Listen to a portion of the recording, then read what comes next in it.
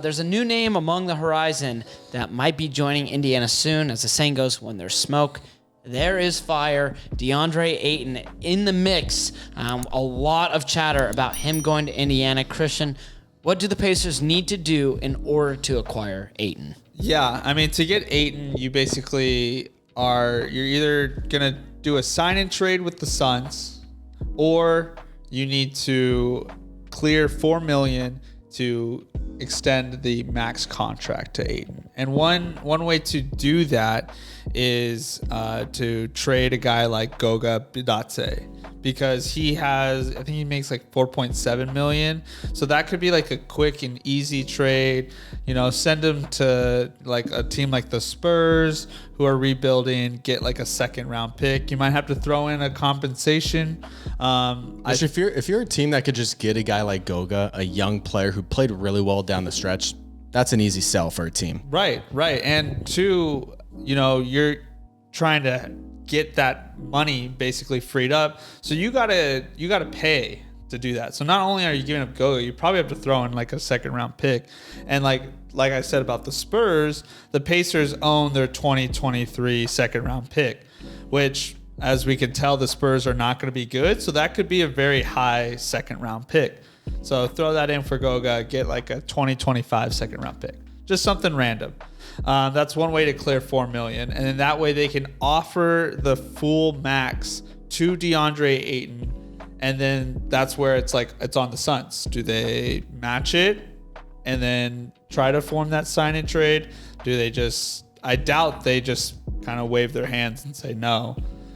So that's kind of the options. It's either figure out a sign-and trade for maybe less money, or clear the cap, give them the max, and then figure out a sign-and trade with the Suns. Yeah, I feel like at that point, the Suns can see, all right, they have a guy under Miles Turner who would be a perfect get back. Not necessarily perfect. We understand he's entering into his final year of his contract, but he's a defensive guy. He's a rim protector who can stretch the floor for the Suns.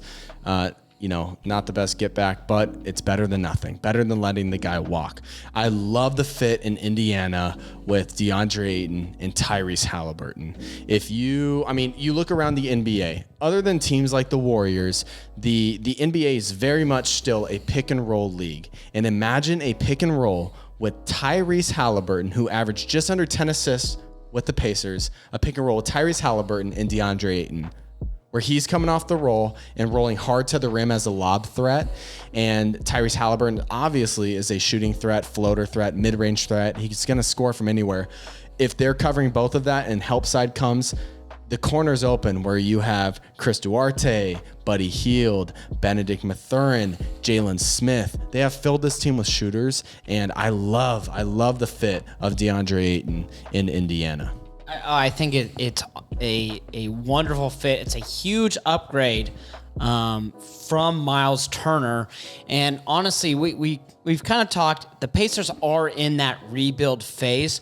How do you speed up a rebuild? You acquire great assets. Halliburton, obviously one, and Deandre Ayton would be two. So those would be two really quick upgrades, both at the guard and that center position, that could really help Indiana out. Hey, thanks for watching. Before you leave, don't forget to like and subscribe. We're the only NBA show focused on covering your favorite small market teams. Find us on all social media platforms at Small Ball Podcast.